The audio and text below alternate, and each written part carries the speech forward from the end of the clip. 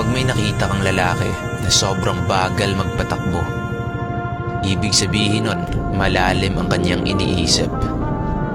At kapag nakakita ka ng lalaki na sobrang bilis magpatakbo, ibig sabihin nun, sobrang bigat ng dinadala niya sa kanyang dibdib.